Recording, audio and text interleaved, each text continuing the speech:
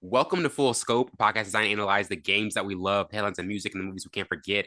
I'm your host, Wellington Burns. My counterpart, Savon Morris, is not here, but I am joined by a special guest, Micaiah Albert, president of the Chiefs fan club.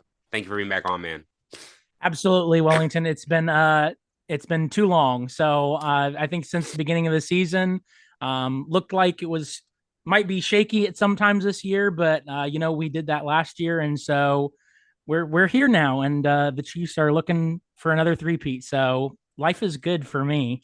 Oh I yeah, I can't say mean, the same for everybody else, unfortunately, though. But I'm sure we'll get to them yeah, in yeah, all good due time. and you definitely have that grin of like, man, another February, Right back where the Chiefs right belong. back The where we belong. Arrowhead Arrowhead Invitational went Invitational, on as scheduled. Man, but we're gonna come up with a snappy name for the Super Bowl now, since it's yeah, you if guys, it's it's if like it ends up being a three-peat, then we're gonna have to call the Super Bowl something Chiefs related. So absolutely. But the breaking news of last night was Luka Doncic going to the Los Angeles Lakers, and blockbuster trade changes the Western Conference.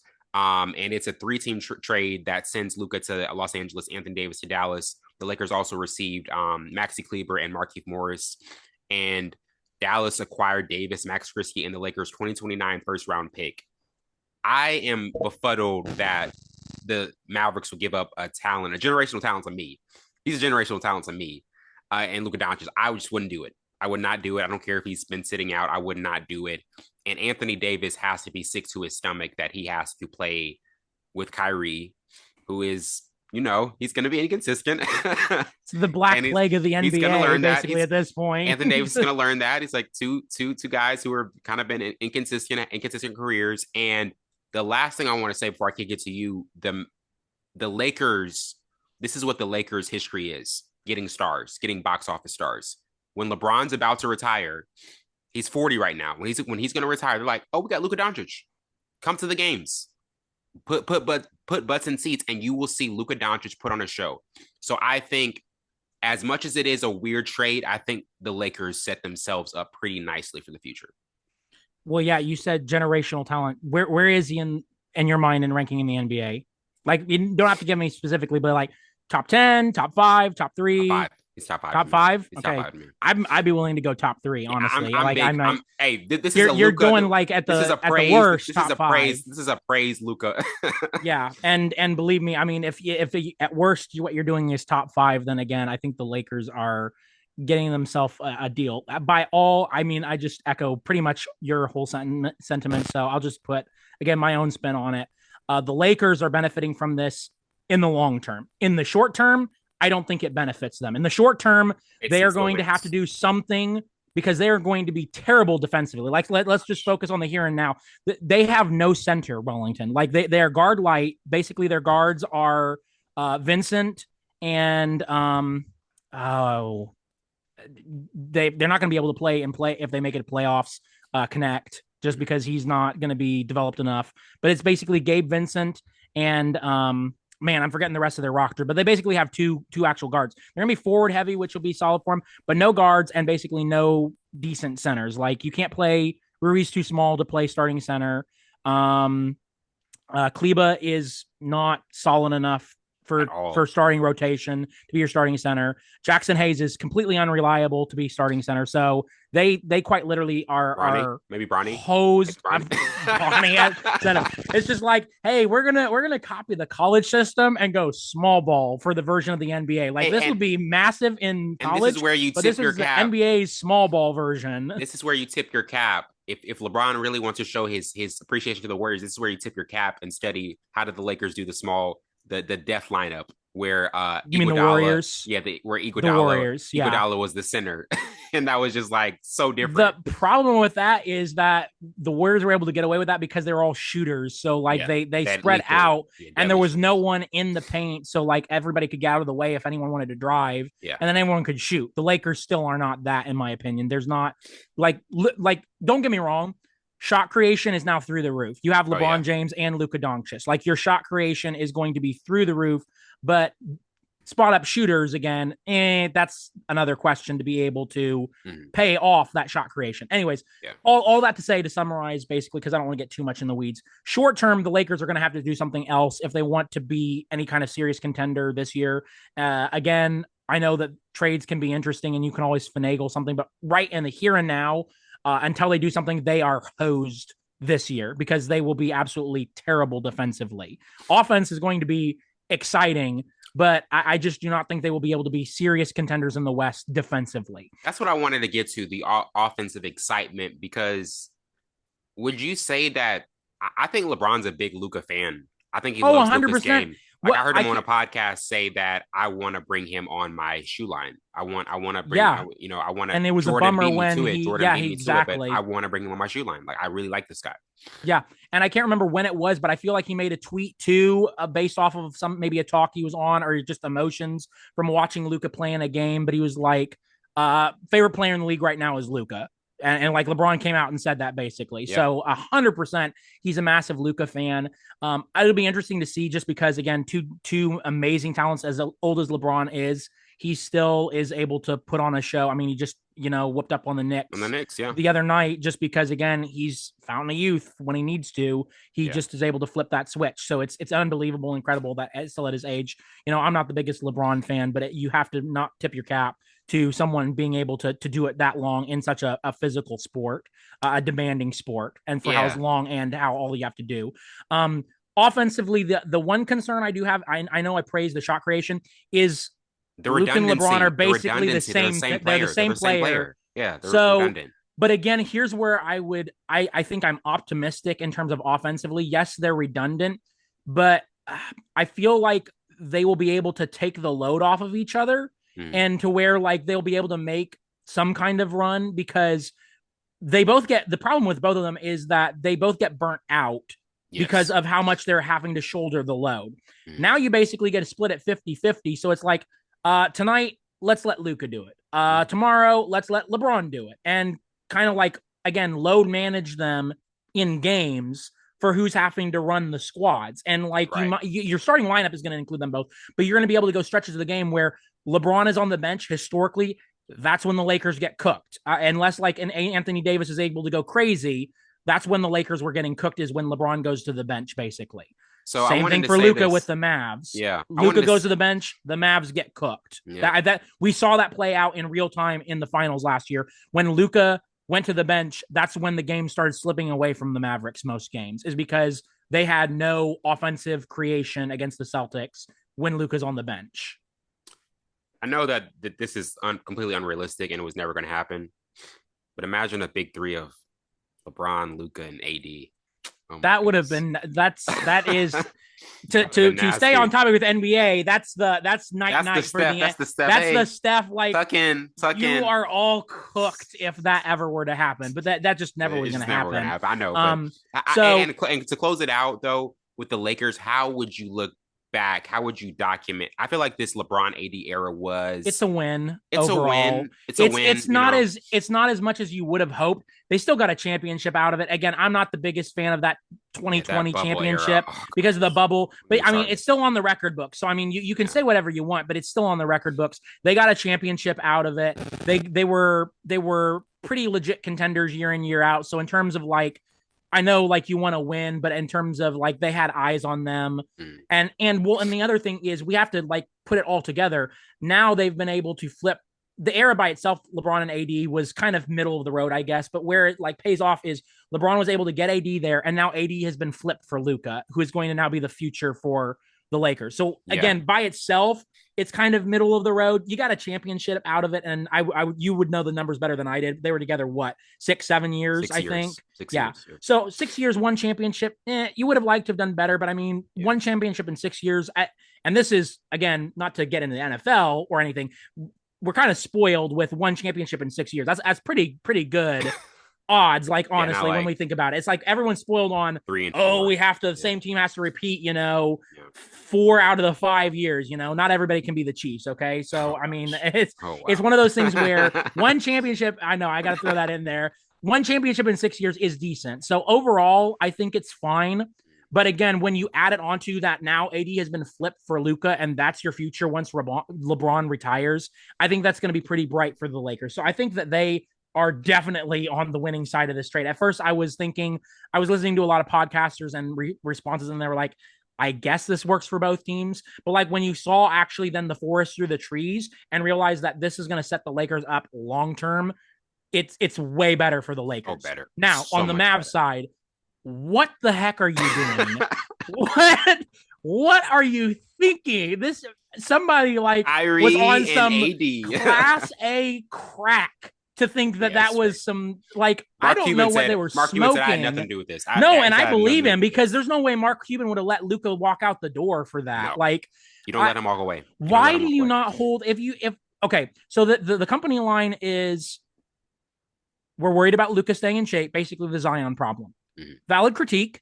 Yeah. Luka has shown that again, he had a terrible, one of the worst defensive performances of a star player in a finals last year. I mean, it was pitiful. Again, I love Luka, but it was bad. So that's a valid concern. But the problem is where you're kind of burned on that is now you're making your central focus Kyrie and Anthony Davis.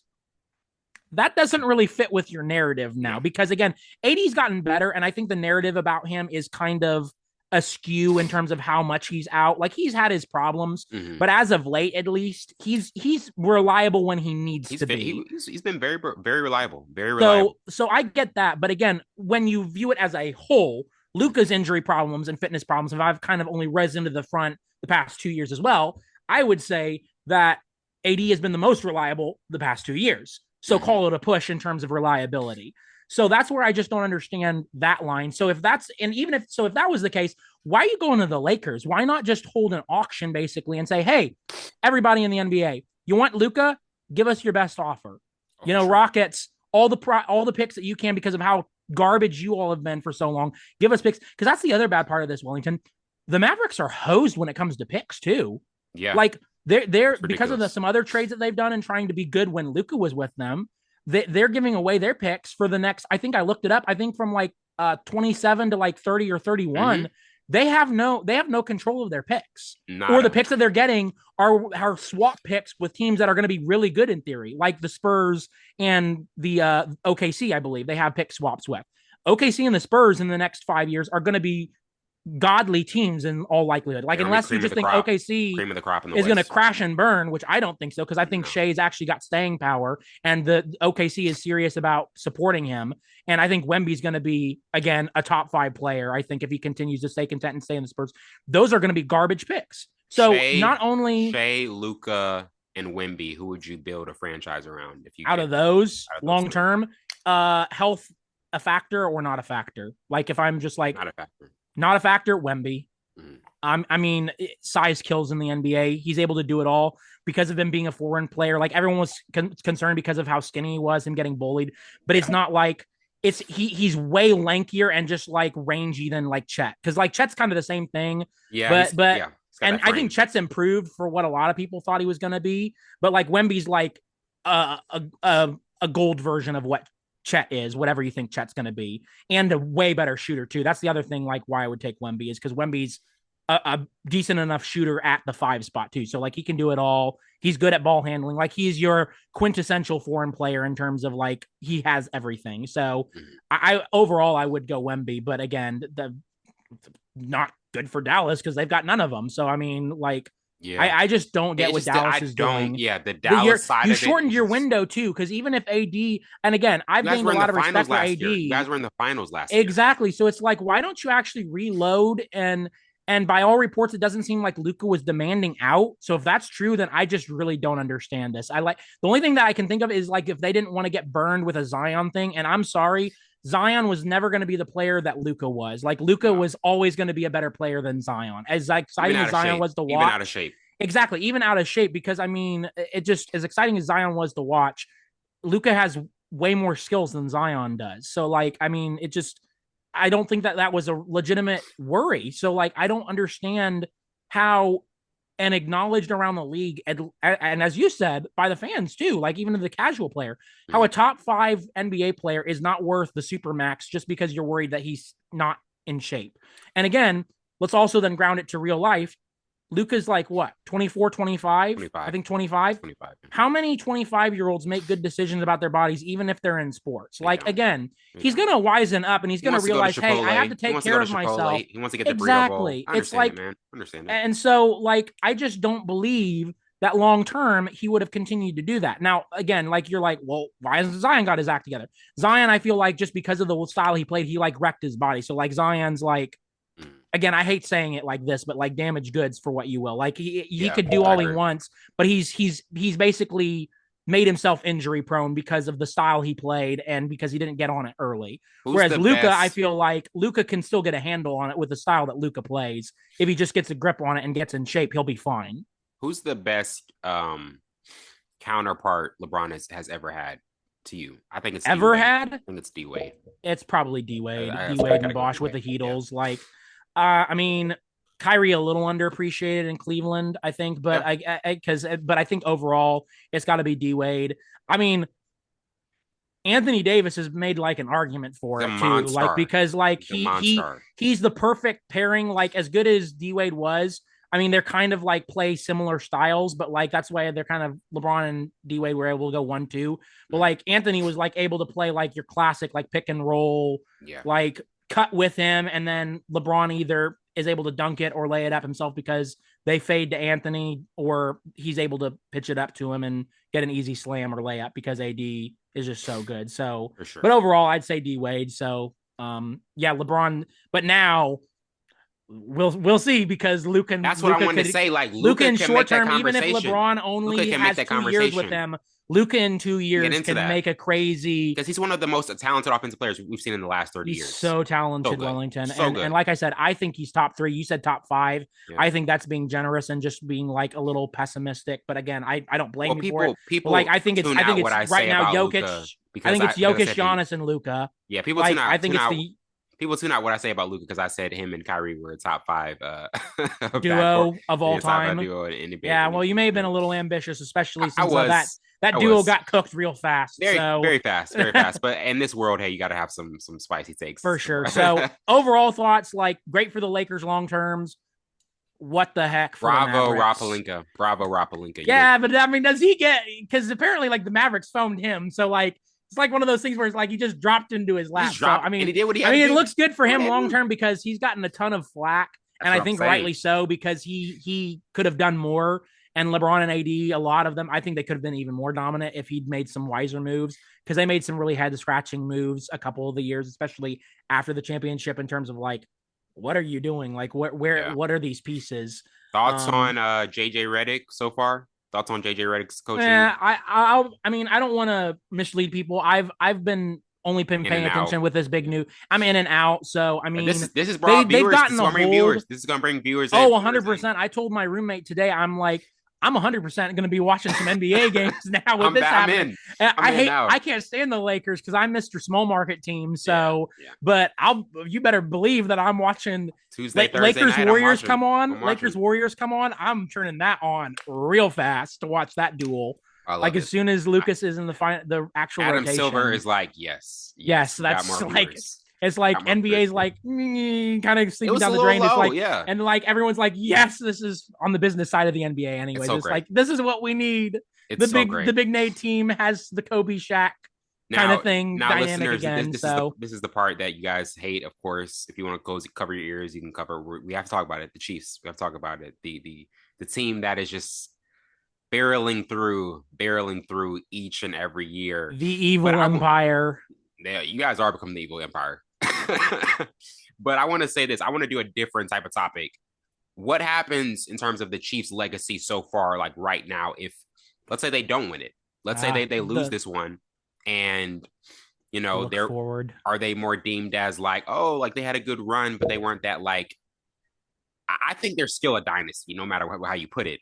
But you get a three-peat, you are just on different, you're on the only air of any team in NFL history that's ever done that, and you were separated. How do you think they will be viewed from a very tough perspective? Because people, they want to nitpick the Chiefs. How do you think they'll be like, oh, you guys didn't complete that three-peat, didn't get it done? If they lose the Super Bowl this year, they go from guaranteed the best dynasty ever to still a One of top the three best. dynasty of the NFL. Because are they going anywhere next year, No, Wellington? no. Okay, so it's not like this is the last rodeo for everybody. Like I know Travis is getting up there, and so we'll have that conversation.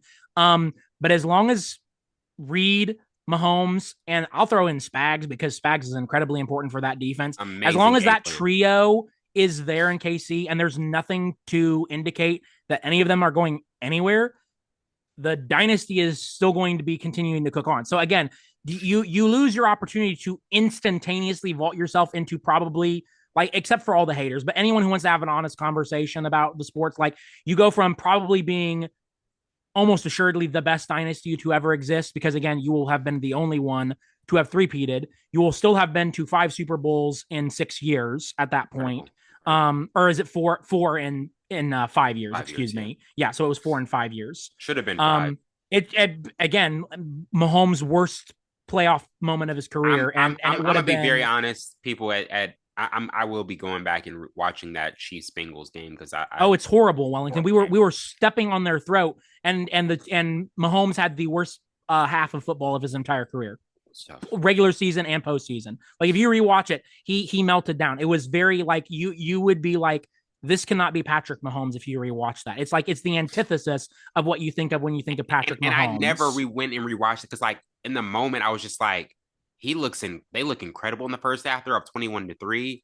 Like just bring it like just Well, and again, I don't want to rain on people's parade and sound like Mr. Braggadocious, but people like so focused in on, oh, look at how the Bengals slayed the Chiefs. And it's like, and granted, you've got to go seize that moment. It's what the Bills have not been able to do the past 2 years because Josh Allen has had the ball with 4 minutes or less, and he can't do it. So give credit to Joe Burrow and the Bengals for actually finishing the job and slaying the yeah. giant.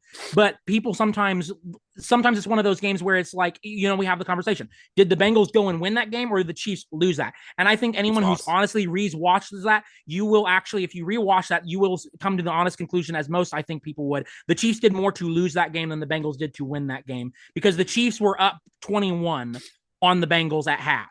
In a AFC championship game with the caliber of the team that the Chiefs are and were at that point, that should be GG. That is over in the NFL. If you're up 3 scores, that should be night.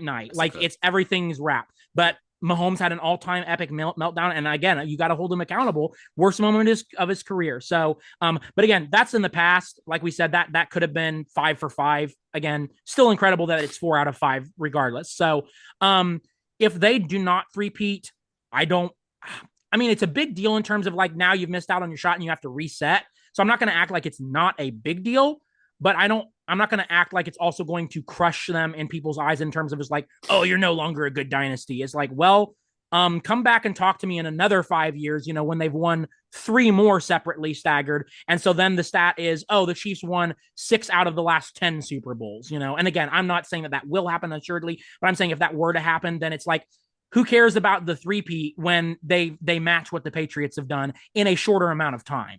Mm. And then I'm saying in 10 years, that's what all of them have done. Again, Wellington, unless someone wants to say that Reed, unless God forbid something happens with Reed's health, or Spags just, somebody decides to change their mind and offer him a job, or Mahomes has a, devastating injury that hampers him the rest of his career. Against Denver. They're not going anywhere for even another 5 years beyond what I'm saying, the hypothetical of the 10-year run that they've had. So this is a dynasty that's going to be around just as long as the Patriots did. And let's not forget what happened to the Patriots. They had a great start to Brady's career, led mostly by the defense while he was developing. They then had a very quiet period of the late 2000s where they made runs at Super Bowls, but then, Eli Manning happened. And then they had the mid to late 2010s where again they were back on top and they were the Giants again that everybody was afraid of and hating. So let's not forget that this is what happened with the Patriots. Even if the Chiefs were to lose, it's not unusual. So the Chiefs are not going anywhere. So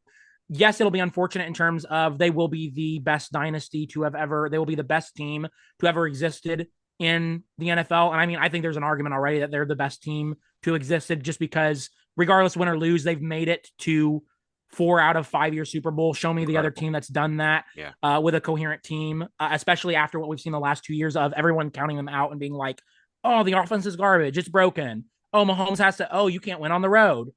Yes, I can. Win home game, win on the road at Buffalo, win on the road at Baltimore, and then cap it off with beating the 49ers again. So again, I've had a lot of people that are like, man, they just don't look good offensively this year. Okay, agreed. But again, if you've been paying attention, anyone who actually pays attention to, I think, the Chiefs, which a lot of people don't. So I understand to the casual viewer, when you look at the box score and they're just winning all these one-score games, it doesn't look, and I think that's why Wellington, a lot of people don't like them as much as the Patriots, because the Patriots were like curb stomping people.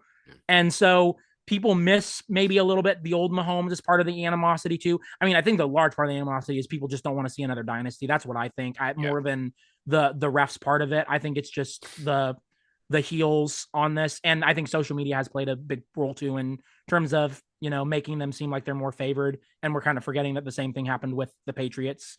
So it's happened again. And so people are going to have to reconcile with that. But I think a good chunk of it too is the Chiefs are not as exciting as they used to be.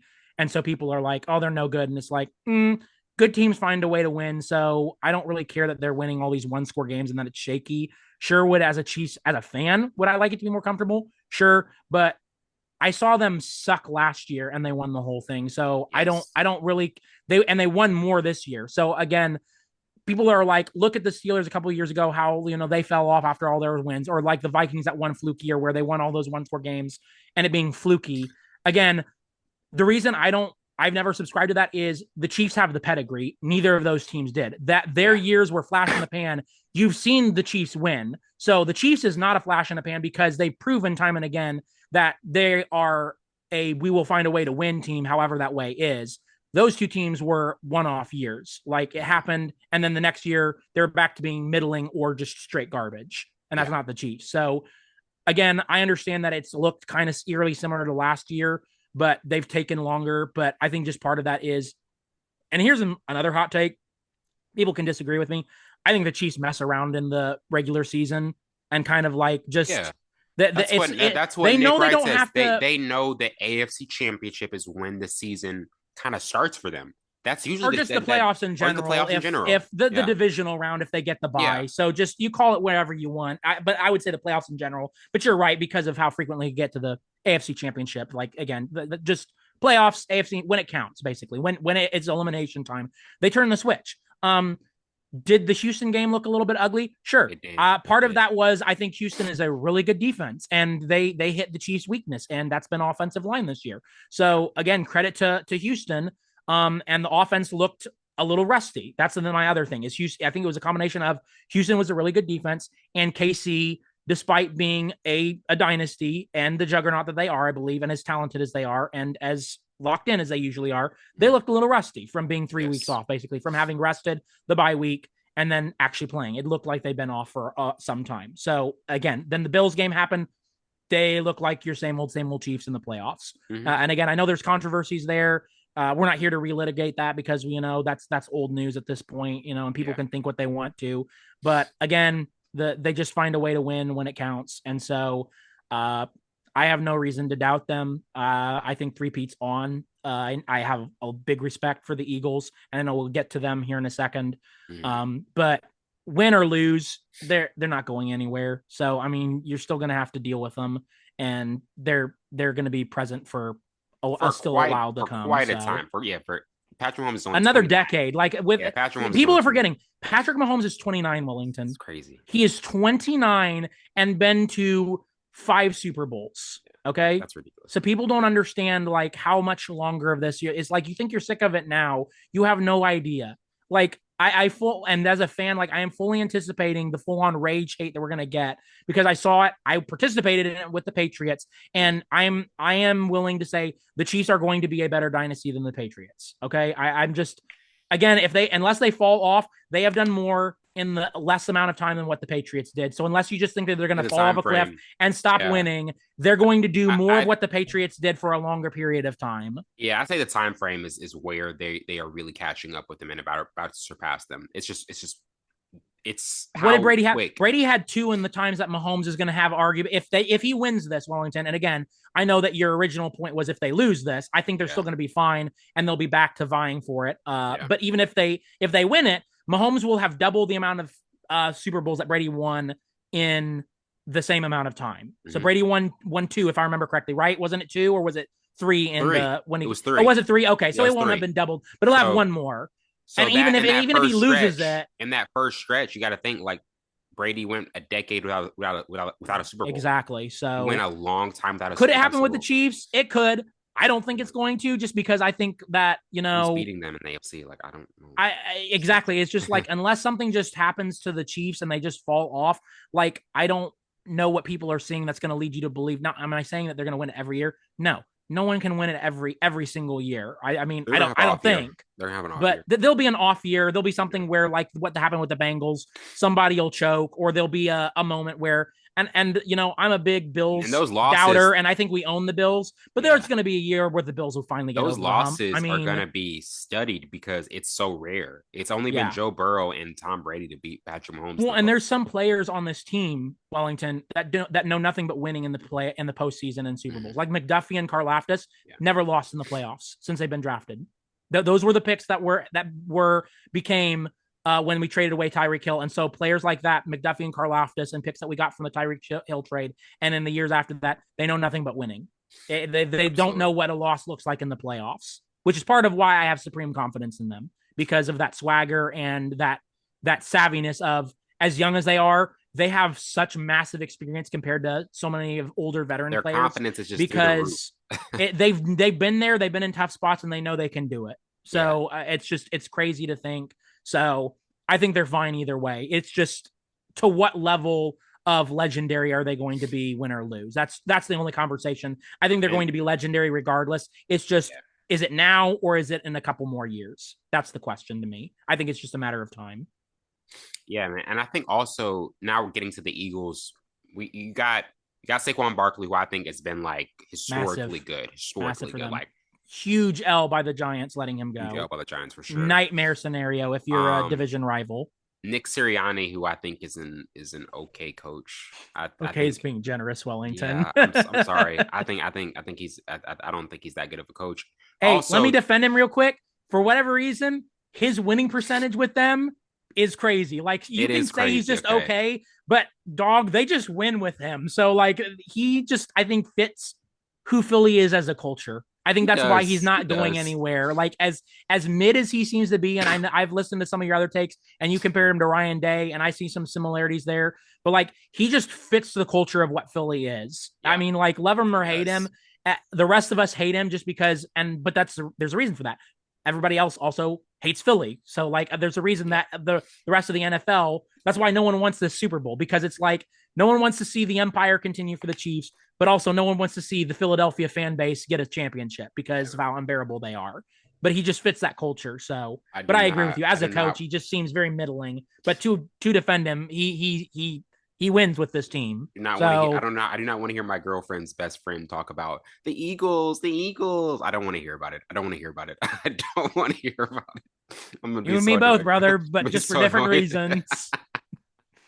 but and also Jalen Hurts, right? Jalen Hurts is like, I have my thoughts, my takes on Jalen Hurts. I think he's a better runner than a passer. I don't think he can go arm for arm, throw for throw the same way. Like, no shot, right? I don't think anyone who's being honest thinks that he can go throw for throw with Mahomes. I was rewatching. It's going to have to be a combined effort. I was rewatching the Eagles Chiefs Super Bowl back in 2022, which was a really fascinating Super Bowl because like the Chiefs just went crazy in the second half. It's the reverse of what we talked about with the Bengals and the Chiefs. It was a collapse by Philly. Exactly. So out of those three guys, I mean, obviously they all want to win a Super Bowl, but which one do you think could benefit the most from actually winning? So to be clear, Saquon, Sirianni, or Hurts? And Jalen Hurts, yeah. Who benefits the most if they win the Super Bowl? You know the Super Bowl legacy thing. You know whose career gets a boost from it. I mean, who gets the most boost from it? I think it's Jalen. Yeah. Because based on what I said, Sirianni, he's winning. So like, I mean, you could make the argument that it's I think it's Sirianni or Hurts. I don't think it's Barkley, just because it'll be nice for Barkley. But like, I think everyone gives Barkley his flowers. Like, everyone says Barkley's number 1 or 2 right now of no hate. Running back in the league. Yeah, like Saquon's a beloved player in the league. He's going to be Hall of Fame he's going to be one of those players that gets Hall of Fame regardless of if he wins a Super Bowl or not. So is it going to be nice for him personally to have some bling to go with all of that, that massive W of a career that he'll end up retiring with? Sure. But I think like Hurts and Sirianni, it's definitely between those two. The reason I'm going to say Jalen over Sirianni is because I wonder, for the things that you said, if you start to get in that territory of, is Jalen the guy for us if they can't win? If they lose to the Chiefs, second time. I hate saying that because, again, he's part of that winning culture. So you've never seen them really win consistently extended without him out. Yes, they've had spot up duty by, your Kenny Pickett's and, other miscellaneous quarterbacks when he's injured. So they can win without him. But again, in the playoffs, they haven't shown that. So I do want to be careful in giving Jalen respect there. Yes. But again, you're going to start hearing talks of Jalen being in that category in terms of he can't rise above when it needs. Now, I'm not going to put him in that category just because I think Jalen can actually win in the playoffs, just like playoffs generally. He won't be able to win in the Super Bowl if they fall short. You'll have that conversation. But again, Super Bowl is super hard to win. And Jalen can win in the playoffs, which is not something Dak can do. But I agree with you. Like he is a better runner, which is again why I am very curious to see how this game goes because they're going to need that. I think. For sure. And he is going to have to throw. He's going to have to hit some big throws. He's going to have to hit AJ Brown like he did against the Commanders down the sideline on 4th and 5. Because and why does he have no choice? He's got to match what Mahomes does. Why is he going to have to match what Mahomes does though? The scoring and the pacing. I think the scoring. Okay. I think the scoring. Yes. But can't they, to play devil's advocate, why not just, keep pacing with Saquon? You could do what everybody's going to want to do and let Saquon keep him in the game and slow the pace down. Yeah, me personally, I think the Chiefs' defensive strategy is going to be try to take away the run, even though it's probably not going to happen.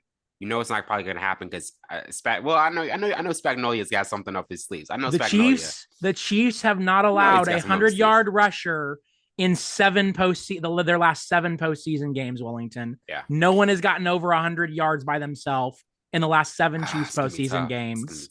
So, again, I am fully willing, and I don't want to be disingenuous to our viewers. I know Saquon is a different beast. He will probably be the best running back we have faced. What did Spagnolia text? What did Spagnolia text to you? I'm just telling you. I texted this to you earlier when we were kind of previewing this. Spags is the same kind of mentality as Belichick. You do not get your comfort food. You do not get your best offensive weapon.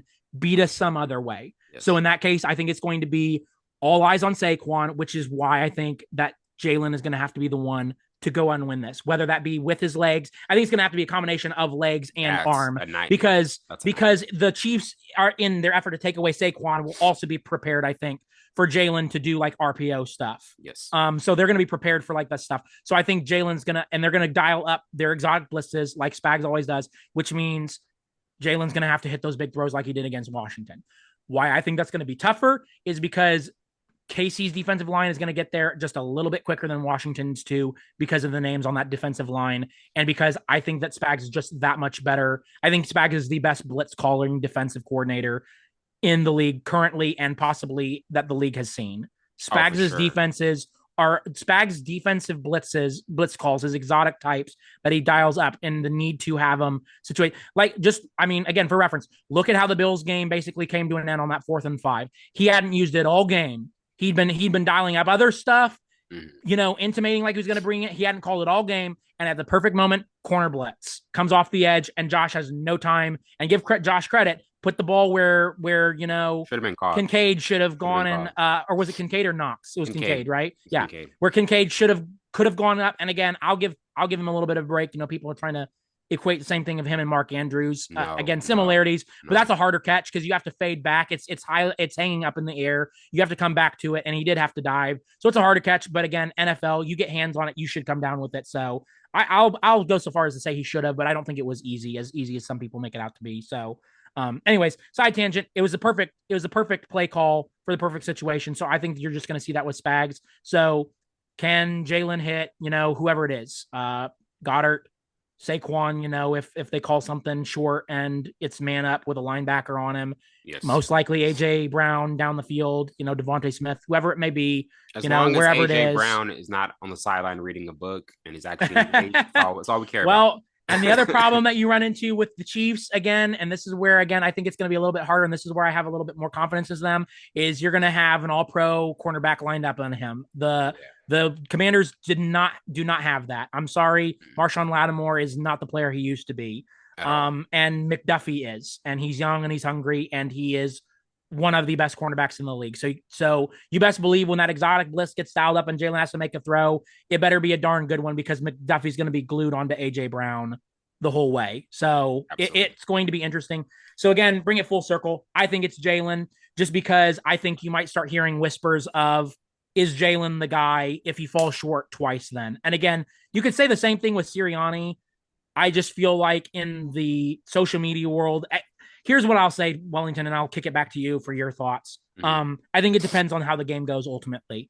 I think based on how I think the game goes, I think that's why I'm calling it. It's going to mean more for Jalen if they win, because I think Jalen is going to, like we've both kind of, I think, intimated and agreed, it's going to have to be, Jalen's going to have to match the pacing, and he's going to have to outduel Mahomes basically on the ground with his legs and through the air. So that's why I think he has more to gain, because if he wins, he'll have done that successfully, and he'll be in that kind of Burrow category of one of the few to have outdueled Mahomes and to beat him in a big spot.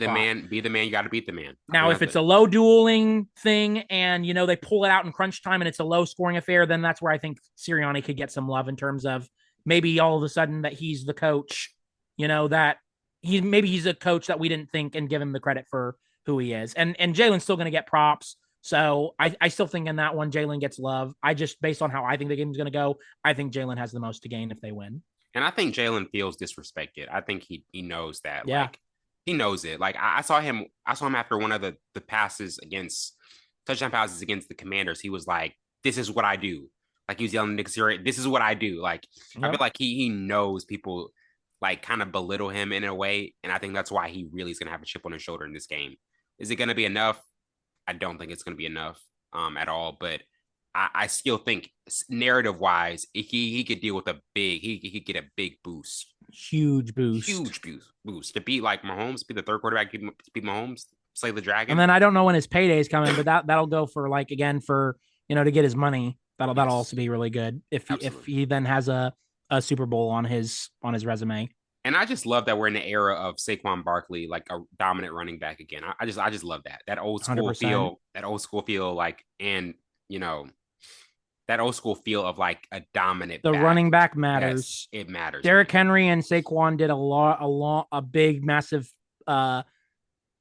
props for running backs this year in terms of, running backs were trending too. They're a dime of a dozen, just draft one every 5 years, develop them, and it'll be fine. And Derrick Henry and Saquon and to my shut everybody up about that. And to my students watching, I do not look like Saquon Barkley. Stop calling me Saquon Barkley. They say I heard that on your last pod, and I was like, respectfully, I don't see it. I love Wellington Burns, but it's like I don't wish I looked like him. Isn't Saquon like clean shaven, other than like maybe like a small soul patch? And I'm like, what? Wellington's got a glorious beard, but I mean that's not Saquon. That's hilarious, man. Kids are great. Kids are hilarious. But now getting to the NBA, I want to talk about the Sixers because they are the team that we call the trust the process team. 19-29. They've lost 4 of their last 6, and Embiid just can't stay healthy. He's had a ton of knee issues, I get so frustrated when I look at Philly because I'm like, you guys had Ben Simmons and Joel Embiid at one point, and you guys could not just at least get to Eastern Conference Finals. And it's just so many times of just like getting close. That 2019 Eastern Conference Finals or semis. That was it. That's the one. You have Jimmy Butler. You have JJ Redick. That's the one. Kawhi, right? In the Raptors. That's the one we're talking about. That's the one. And I wonder, Wellington, if that doesn't if we can't look back at that and, it's a Bane Batman moment out of The Dark Knight Rises. And it's terms like, I wondered which would break first, your mind or your body. And it's like, broke the mind. And then the body just broke down with the mind being broken. Like, just Embiid was hunched over crying, just bro. I mean, he was Who sick. couldn't? That's one of the most iconic shots in the NBA. To double bounce. I mean, it's the NFL equivalent of the doink off of the uprights, basically, in terms of it's like we were that close from winning this, and the ball just didn't go our way. It bounced the other direction and gave them the win. 100%. Like, I mean, that is a 1 in a million shot from Kawhi, which again is the whole reason why people were goo eyes over him for so long. And I think, again, that's finally been put to rest. That's Now, part of it, such a yeah, sad it kind development. of is, honestly, just because I think I don't really put a lot of that on Kawhi. I think Kawhi's body just broke down because of how much mileage got put on him with the Spurs, and then the Herculean effort I think that he had to do for that Raptors team. So, anyways, but yeah, I just the Sixers. Part of it is I just don't think Tom that they Thibodeau, are. another coach who breaks his players down. He will play a player 48 minutes, and I'm like, it's not good. It's not good at all.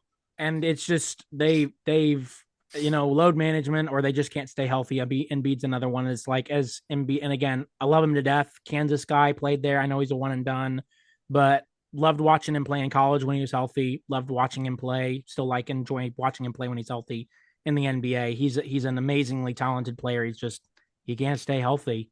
And as exciting as Maxey is to watch, they just don't have enough. Not enough. So it's just a situation of what could have been for the 76ers. Because, like you said, Five the guys. Jimmy the Butler. 19, yeah, and Jimmy's had his good success in Proud to talk about spots him. Proud to without talk about them. And I know we'll him. get there eventually, but part of me wonders, like, what would have happened if he'd stuck it out, Yeah. if they would He have been fits able to that claw their city. way back into the. He really does. Like, his attitude seems to, the whole Philly mantra seems to fit in with that. So it's sad, because again, I enjoy watching them. They're fun to watch. Uh, Historically great franchise. I Yeah. know that they're not in the S tier of the NBA, but definitely up there in terms of like pedigree and some storied moments in Mhm. NBA history. So It's tough, uh, man. yeah, it's tough. It's Nick just, Nurse got a really bad deal with that team. I yeah, because thought I think Nick Nurse is a solid head great coach. coach. Honestly, Yeah. I just think you can't win when. I hate saying this, but you can't win when Joel's your star at this point. It seems No. like, just because he can't stay healthy, and he can't.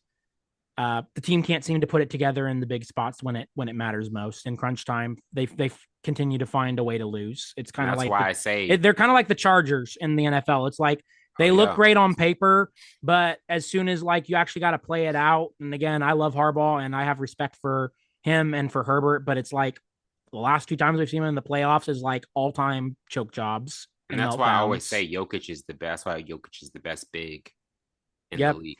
I Best got big. shut up on that after, Yeah. Jokic, I think, won his finals and had that run. And so I kind of have eased off that take of, I used to think Embiid was better, and could have been, maybe, because I think he's a all around better player.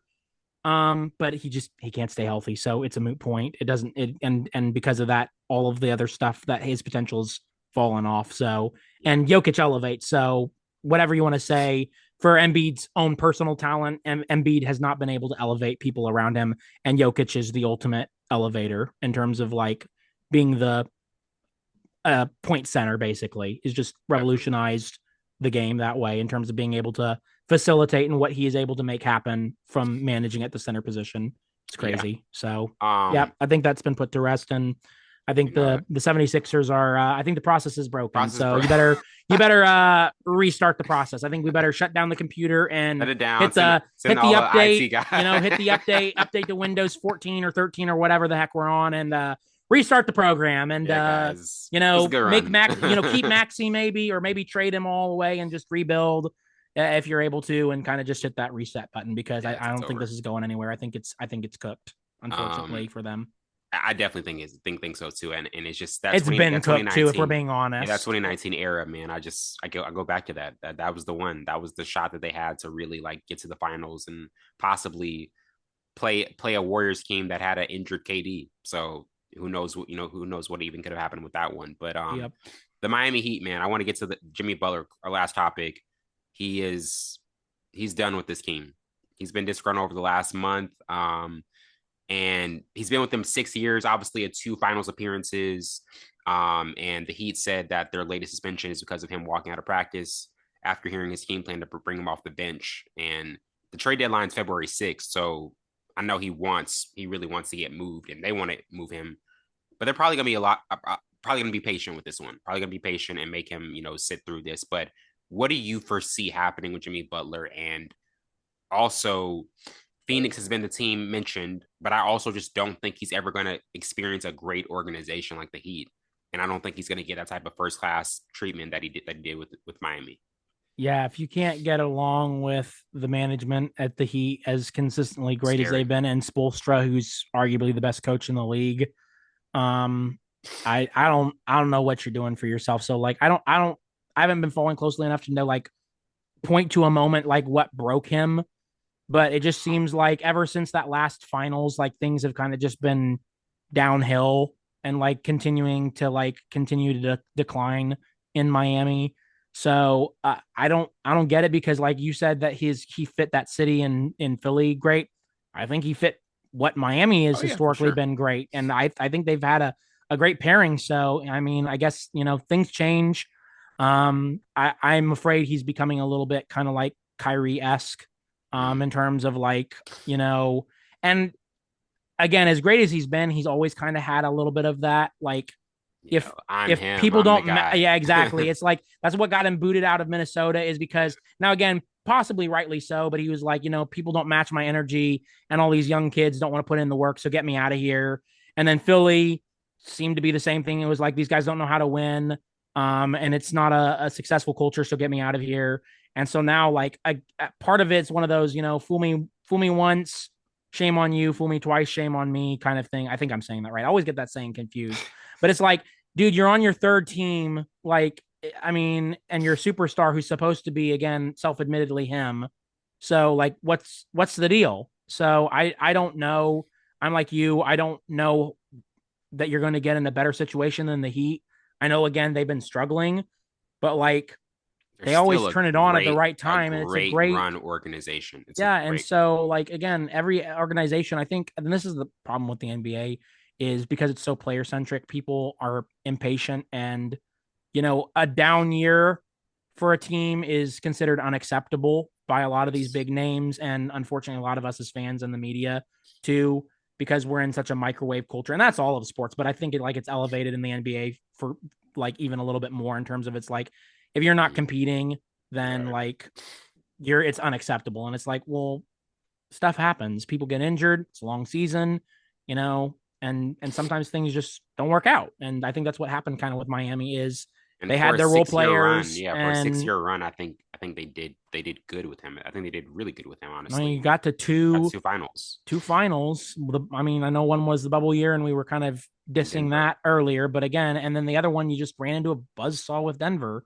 Yeah, So, I it's not mean, I bad. don't think anyone was beating that Denver team that year. It's just that was the best that Jokic could be, and all Yes. of the role players were playing exactly as they needed to. So, and I mean, give them props because that year, I think, wasn't that the year the Heat were like one of the lower seeds and they like Eight shocked seed. They were everybody. the eighth Yeah, that's seed. what I thought. They were like the seventh or the eighth seed and they like shocked everybody. So I mean, like, give them props, and a lot of that is due to you, Jimmy Butler. So like, I mean, hats off to you.